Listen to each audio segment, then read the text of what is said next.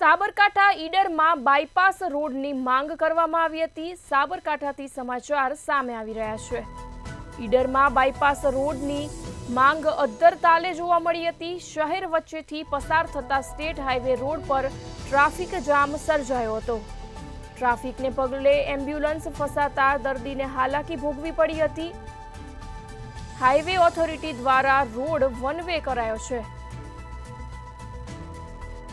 રોડની મરામતને પગલે highway road one way કરાયો છે। પ્રજા બાયપાસની માંગણી કરી રહી છે। છેલ્લા અનેક વખત રજૂઆતો કરી, અનેક વખત સર્વે પણ થયા, તેમ છતાં પણ આજ સુધી બાયપાસની કોઈ વ્યવસ્થા કરવામાં આવી નથી। અને છેલ્લા કેટલાય દિવસથી રેલવે ફાટક પાસે રેલવે ફાટકનું કામ ચાલુ છે। ત્યાંથી સીધો રસ્તો ડાયવર્ટ કરીને એક જ રસ્તા પર દરેક વાહનોને જવાની પરમિશન છે અત્યારે હાલ। તો પહેલાં જ જ્યારે આટલો બધો ટ્રાફિક ઈડરની અંદર આટલી સમસ્યા હતી ને અત્યારે એના કરતાં પણ ડબલ થઈ ગઈ છે। એની સાથે સાથે આપને વાત કરું તો રેલવે સ્ટેશન પાસે એક સાઈડ રોડનું કામ ચાલુ છે। હમણાં થોડીક જ વાર પહેલાં, મતલબ અડધો કલાક પહેલાં એક એમ્બ્યુલન્સ એ રીતે ફસાઈ હતી, તેનો વિડીયો પણ મેં શૂટ કરેલો છે।